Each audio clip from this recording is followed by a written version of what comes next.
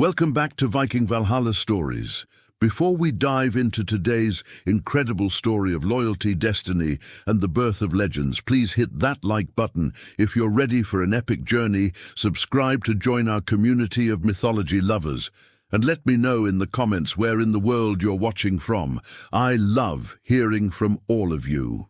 Now, let's begin this tale of a young warrior whose compassion would change the fate of the 9 realms forever. The morning mist clung to the rocky shores of the fjord like the whispered secrets of ancient gods. Tormund Grimson stood alone at the water's edge, his weathered boots sinking slightly into the damp sand that had witnessed countless tides. At 19 winters old, he possessed the broad shoulders and calloused hands of a warrior, yet his own people looked upon him with suspicion and barely concealed disdain. The settlement of Ironhaven stretched behind him, a collection of longhouses with smoke curling from their peaked roofs into the grey dawn sky. The scent of wood smoke mixed with the salt air, creating that familiar aroma that had defined his childhood. Yet today, like so many days before, Tormund found himself seeking solace away from the judgmental eyes of his kinsmen. His father, Jarl Grim the Bold, ruled their clan with the iron will that had earned their family respect throughout the northern territories. But Tormund had always been different, thoughtful where others were quick to act, gentle where tradition demanded harshness. In a society that valued strength above all else, his tendency toward mercy was seen as weakness. "Still hiding by the water, I see," came a familiar voice behind him. Tormund turned to see Astrid Wulfsdottir approaching, her auburn hair braided with small silver rings that caught the pale morning light. She was the daughter of his father's closest advisor, and one of the few people in Ironhaven who didn't look at him with disappointment. "I'm not hiding," Tormund replied, though his voice lacked conviction. "I'm thinking about yesterday's council meeting." Astrid settled beside him on a large piece of driftwood, her green wool cloak wrapped tightly against the morning chill. Tormund's jaw tightened at the memory. The clan elders had once again questioned his judgment during a dispute between 2 families over fishing rights. Where they had advocated for swift punishment, Tormund had suggested mediation and compromise. His father's face had grown red with embarrassment at his son's perceived weakness. "They think I'm soft," he said finally, picking up a smooth stone and turning it over in his palm. "You're different," Astrid corrected gently. "That doesn't make you weak." Before Tormund could respond, a movement near the waterline caught his attention. Something dark and small was writhing among the kelp and debris that the tide had deposited on the shore. His warrior instincts, honed through years of training despite his gentle nature, immediately went on alert. "What is that?" he murmured, rising to investigate. As they approached the water's edge, the shape became clearer. It was a creature unlike anything Tormund had ever seen, a serpentine form no longer than his forearm, with scales that seemed to shift between black and deep green, depending on how the light struck them. The creature appeared injured or weakened, its movements sluggish and desperate. "By the gods!" Astrid breathed, instinctively stepping back. "What manner of beast is this?" Tormund knelt carefully beside the creature, studying its unusual features. Its eyes, when they opened to regard him, held an intelligence that seemed far too ancient for such a small form. There was something about those eyes, a depth that spoke of wisdom beyond mortal understanding. "It's hurt," Tormund observed, noting several wounds along the creature's side. "And starving, by the look of it." "Leave it," Astrid urged, though her voice held more concern than revulsion. Such strange creatures often bring ill fortune. But Tormund found himself reaching out, his movements slow and non-threatening. The serpent regarded him warily but didn't attempt to strike or flee. When his fingers gently touched its scales, he felt a strange warmth, as if touching something sacred. "It's just a hatchling," he said softly. "Whatever it is, it's barely alive." The young warrior's mind raced as he considered his options. Every instinct trained into him by his people said to leave the strange creature to its fate. But something deeper, something that came from the core of who he truly was, compelled him otherwise. "I'm going to help it," he announced, carefully scooping the serpent into his hands. Astrid's eyes widened in alarm. "Tormund, you don't know what that thing is. It could be dangerous or cursed or—" "Look at it," he interrupted, holding the creature so she could see its weakened state. "Does this look dangerous to you?" The serpent's breathing was shallow. Its scales had lost much of their luster, and it barely had the strength to lift its head. Whatever this creature was, it was clearly in need of care. "Where will you keep it?" Astrid asked, though her tone suggested she was already resigned to his decision. "The old storage house behind our longhouse," Tormund replied, his mind already working out the details. "It's been unused since last harvest season. I can make it comfortable there, keep it warm and fed until it's strong enough to survive on its own." "And if someone discovers it?" Tormund met her gaze steadily. "Then I'll face whatever comes." The journey back to Ironhaven required careful planning. Tormund wrapped the serpent gently in a fold of his cloak, keeping it close to his body for warmth. The creature seemed to sense his protective intentions and settled quietly against him, its breathing gradually steadying. The storage house proved perfect for his purposes. Built against the back wall of his family's longhouse, it had originally been used to store grain and preserved foods during the harsh winter months. Now empty, it offered privacy and protection from the elements.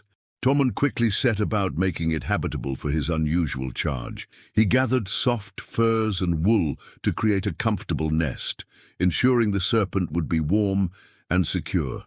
A small oil lamp provided gentle light and additional heat, while a shallow dish held fresh water from the well. The most challenging aspect would be finding appropriate food. "What do such creatures eat?" he wondered aloud as he settled the serpent into its new home. The answer came through careful observation and experimentation over the following days. The creature showed little interest in bread or dried meat, but when Tormund offered it small fish from the harbour, it fed eagerly. Soon he established a routine of dawn fishing trips, always managing to catch a few extra fish that he could smuggle to his secret charge. The serpent grew with remarkable speed. Within a week, it had doubled in size, and its scales had regained their lustrous sheen. More importantly, its intelligence became increasingly apparent. It would watch Tormund with those ancient eyes, seeming to understand his words even if it couldn't respond.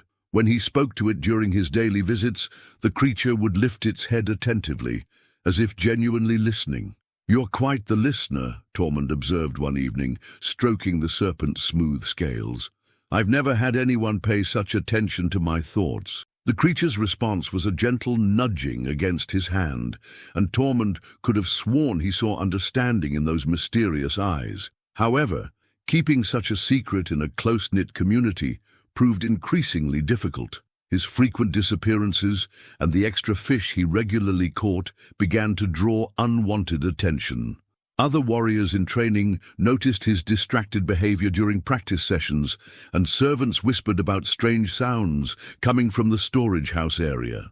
The crisis came on a rain-soaked evening, 2 weeks after he'd found the creature. Tormund was returning from another fishing expedition when he encountered Olaf Ironbeard, one of his father's most trusted warriors, near the storage house. "Strange time for a walk, young master," Olaf observed, his weathered face creased with suspicion. "I needed air," Tormund replied carefully, the fish hidden beneath his cloak. "And I suppose you've been needing a lot of air lately," Olaf continued, his tone suggesting he knew more than he was revealing. "Seems you've developed quite an appetite for solitude." Tormund's heart raced, but he forced his voice to remain steady. "Sometimes a man needs time to think." Olaf's eyes narrowed, and for a moment Tormund thought the older warrior might press the matter further. Instead, Olaf simply nodded slowly. "Indeed," he said, "though one hopes such thinking leads to wisdom rather than foolishness." As Olaf walked away, Tormund realized his time was running short. Soon someone would discover his secret, and he needed to be prepared for the consequences. That night, as he fed the serpent, now nearly 3 feet in length, he found himself sharing his concerns. "They're getting suspicious," he said softly, watching the creature consume the fish with elegant efficiency. "I don't know how much longer I can keep you hidden." The serpent paused in its feeding and regarded him with those knowing eyes. For a moment, Tormund felt as though it understood not just his words, but the weight of the situation they both faced.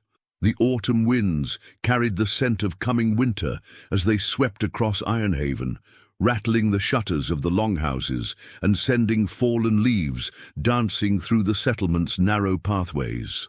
3 months had passed since Tormund first discovered the serpent, and the creature had grown beyond anything he could have imagined possible. What had once been a small, injured hatchling was now a magnificent serpent nearly 10 feet in length, its scales gleaming like polished obsidian in the lamplight. The storage house had long since become too small to contain it comfortably, forcing Tormund to relocate his charge to a natural cave system he'd discovered along the rocky coastline, hidden from casual view by thick stands of pine and juniper. The daily routine of caring for the creature had become both a joy and a burden. Each morning before dawn, Tormund would slip away from the settlement with increasingly large catches of fish, making his way to the hidden cave where his serpentine friend awaited. The bond between them had deepened beyond anything he'd thought possible with a wild creature. "You understand everything, don't you?" Tormund said one grey morning as he watched the serpent arrange itself in careful coils around the cave's interior. "Sometimes I think you know things I don't even know myself." The creature's response was a gentle movement of its great head, positioning itself so that Tormund could easily reach the spot behind its skull that it seemed to enjoy having scratched. The texture of its scales had changed as it grew, becoming smoother and more resilient, while its eyes had taken on an even deeper quality that sometimes made Tormund feel as though he were looking into the depths of the ocean itself. However, the growing size and appetite of his secret companion were making concealment increasingly difficult. The amount of fish required to feed the serpent now constituted a significant portion of what Tormund could reasonably catch alone, and his frequent absences from settlement duties had not gone unnoticed by his father or the clan elders. "Where have you been?" Jarl Grim demanded one afternoon as Tormund returned from his morning fishing expedition, salt spray still clinging to his hair and clothes. "Checking the nets along the northern shore," Tormund replied, which was partially true. He had been fishing, though not where or for the reasons his father assumed. "The northern shore?" Grim's weathered face creased with skepticism. "Olaf says he's seen no sign of you there, and he patrols that area regularly." Tormund felt his heart quicken, but he kept his expression neutral. "Perhaps he patrols at different times than I fish." His father studied him for a long moment, and Tormund could see the disappointment and growing suspicion in those pale blue eyes that had once looked upon him with such hope. "You've become secretive, my son," Grim said finally. "Secretive and distant. The men whisper that you've grown strange, that you spend too much time alone by the water. Some even say—" He paused as if the words were difficult to speak. "What do they say?" Tormund prompted, though he dreaded the answer. "That you've been touched by madness, that the spirits of the sea have addled your mind." The accusation hit Tormund like a physical blow. In Norse society, madness was both feared and reviled, seen as a sign that the gods had withdrawn their favor. To be labeled mad was to become an outcast, unable to marry, lead, or even participate fully in community life. "I'm not mad," Tormund said quietly, but even he could hear how unconvincing the words sounded. "Then explain your behavior," his father demanded. "Explain why you disappear for hours each day, why you fish alone when tradition says men should work together, why you've grown distant from your training brothers and refuse to participate in the evening gatherings." Tormund opened his mouth to respond, then closed it again. How could he explain that he was caring for a creature unlike anything their people had ever seen? How could he make his father understand that the serpent had become more than just an animal to him, that it was a companion, perhaps even a friend, whose presence brought him peace in ways he couldn't fully comprehend? I need time to find my path, he said finally, knowing it was inadequate but unable to offer more. Grim's expression softened slightly, though concern remained etched in the lines around his eyes. We all seek our path, son, but we don't seek it alone, away from our people and our duties. The clan is your strength, your identity. Without it, you are nothing. That evening, Tormund made his way to the hidden cave with a heavy heart. The serpent seemed to sense his mood immediately, lifting its great head as he approached and regarding him with those infinitely deep eyes. They think I'm going mad, he said, settling against the creature's warm coils as had become his habit. Maybe they're right. Maybe caring for you has made me strange. The serpent's response was immediate and unexpected. It began to move, not with the languid grace Tormund had grown accustomed to, but with purpose and urgency. Its massive form shifted and writhed, and suddenly Tormund found himself looking at patterns in the creature's movements, patterns that seemed almost like symbols or runes.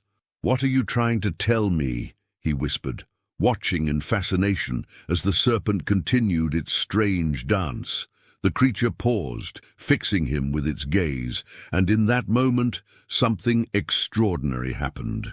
Images flashed through Tormund's mind, not thoughts of his own, but visions that seemed to come from outside himself. He saw vast oceans stretching beyond the horizon, ancient trees whose roots reached deep into the earth, and skies filled with stars arranged in patterns he didn't recognize. Then came more specific images, warriors in gleaming mail facing creatures of shadow and flame, great ships sailing between worlds, and at the center of it all, a massive serpent that encircled the entire world, its tail grasped in its own jaws. "Jörmungandr," Tormund breathed, the name coming to his lips unbidden.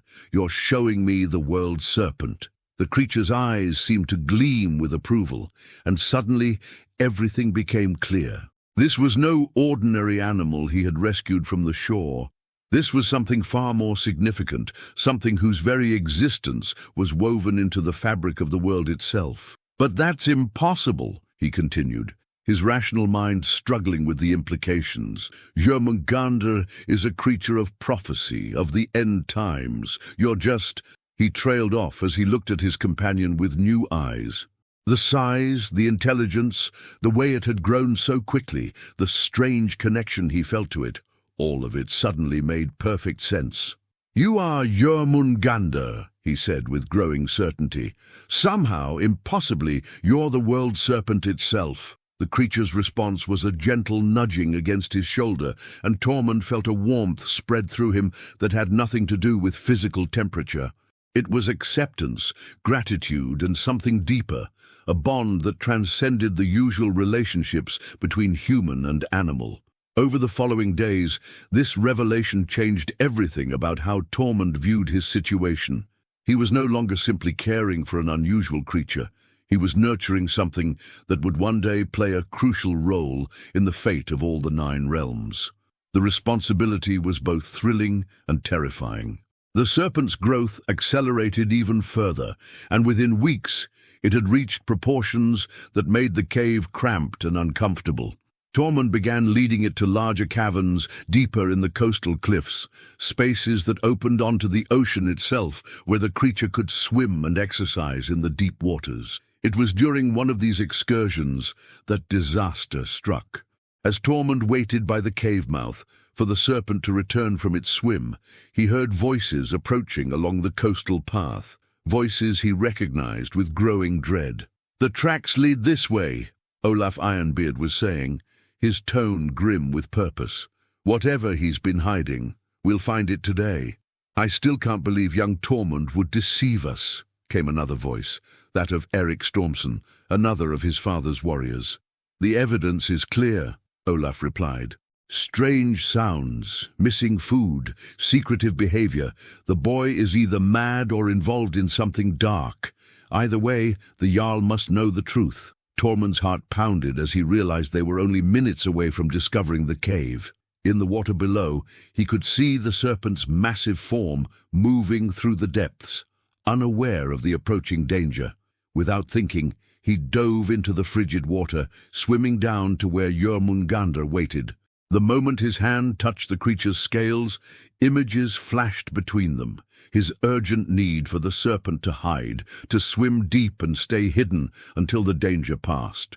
The World Serpent's intelligence was unmistakable in its response. It understood immediately, sinking into the deeper waters with barely a ripple to mark its passage. Tormund surfaced just as the first of the searchers appeared at the cave mouth. "Well, well," Olaf called down to him. "Finally found you, young master. Care to explain what you're doing swimming in such dangerous waters?" Treading water in the icy ocean, Tormund looked up at the ring of suspicious faces peering down at him. Behind them, he could see his father approaching, his expression a mixture of anger and deep concern. "I was exploring the caves," Tormund called back, trying to keep his voice steady despite the cold. "The water looked inviting." "In late autumn," Eric scoffed. "You'll catch your death in those waters." As Tormund swam to shore and climbed the rocky path to face his accusers, he knew his time of secrecy was over. The truth would have to come out, or at least as much truth as anyone would believe. His father's eyes were filled with pain as he looked at his son, dripping wet and defiant before the assembled warriors. "What have you become, Tormund?" Grim asked quietly. "What darkness has taken hold of you?" Looking around at the faces of men he had known since childhood, all now regarding him with suspicion and barely concealed fear, Tormund realized that his choice to save the serpent had cost him everything he had once hoped to be among his people. But deep in the waters below, something vast and ancient swam in the depths, growing stronger with each passing day, and somehow that knowledge made the sacrifice bearable. Years passed, and the legend grew in whispers around the fires of Ironhaven. They spoke of Tormund the Mad, the young warrior who had vanished into the mists one winter morning, never to be seen again among mortal men. Some said he had been claimed by the sea spirits. Others believed he had simply wandered into the wilderness, his mind finally claimed by the madness they had long suspected. But the fishermen along the coast told different stories. They spoke of a great serpent that dwelt in the deepest waters, a creature so vast it could encircle islands. They said it protected their waters from raiders and storms, and that sometimes, in the early morning mist, they could see a figure standing upon its coils, a young man with kind eyes who watched over them all. The Skalds would later weave these whispers into the great tapestries of Norse mythology, though none truly understood that they sang of real events, real sacrifice, and real love. For Tormund Grimson had indeed found his destiny, not as a clan leader or a great warrior, but as the guardian and friend of Jörmungandr, the World Serpent, whose protection would one day encompass all the realms of existence. And in the deepest trenches of the northern seas, where the water is black as night and the pressure would crush mortal men, two ancient friends swim together still, bound by a loyalty that transcends the boundaries between species, between mortal and divine, between the world that is and the world that is yet to come. The young warrior who was called Mad had proven wiser than them all, for he alone understood that sometimes the greatest strength comes not from conquest, but from compassion, and that the most important victories are often won not through force of arms, but through the simple act of caring for something small and helpless when no one else will. Thank you for joining me on this incredible journey through Norse mythology. If this tale of Tormund and Jörmungandr touched your heart, please give it a like and let me know in the comments what other legendary stories you'd like to explore together. Don't forget to subscribe for more epic tales from the world of Nordic mythology, and until next time, may the ancient wisdom guide your path.